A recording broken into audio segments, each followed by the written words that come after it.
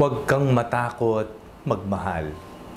Ako po si Father Fiel Pareha at ito po ang ating segment, ang Daily Devotion, na kung saan tayo po ay magdarasal, magbabasa at magdidilay kasama ng salita ng Diyos sa buong taon. Manalangin tayo. Sa ngalan ng Ama, ng Anak at ng Espiritu Santo.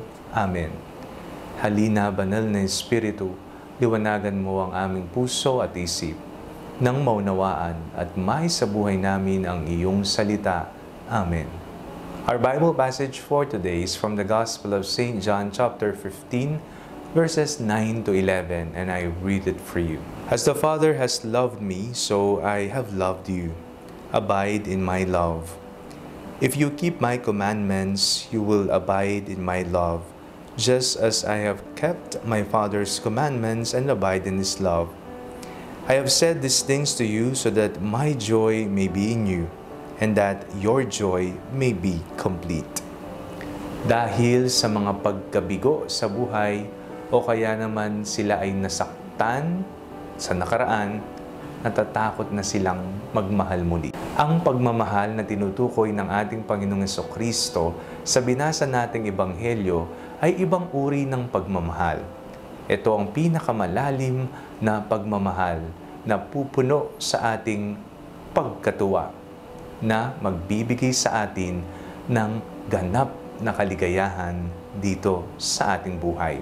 Huwag tayong matakot magmahal. Kapag tayo ay nagmamahal, na ipapakita natin ang mukha ng Diyos, na ipapadama natin sa kanila na may isang Panginoon na nagmamahal at nakahandang kumalinga sa kanila. Si Jesus ang dakilang tanda ng pagmamahal ng Ama na naparito dito sa mundo, nagkatawang tao at nakipamayan sa atin. Siya na nagbuwis ng kanyang buhay ng naayon sa pagmamahal at muling nabuhay para sa atin dahil na rin sa pagmamahal. Tayo ngayon ay tinatawag niya upang magmahalan. Sabi ng ating binasang Ebanghelyo, abide in my love. Sana palagi po tayong manatili sa pagmamahal ni Jesus, sapagkat makikita at mararanasan natin ang tunay na pagmamahal na walang pagkabigo, na walang pananakit, na walang pang-aabuso kay Kristo lamang. Manalangin tayo. Panginoong Jesucristo, maraming salamat po sapagkat minahal niyo po kami ng buong buo. Magawa po sana naming mahalin ang aming kapwa. Amen. Sa ngalan ng Ama, ng Anak, at ng Espiritu Santo.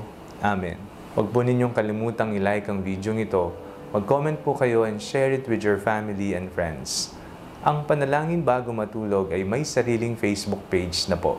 Huwag niyo pong kakalimutang mag-like at mag-follow dito, and do not forget to subscribe to our YouTube channel. I-click niyo lamang po ang link na nasa description ng video nito, o kaya naman po i-just search Father Fiel Pareha. God bless you po.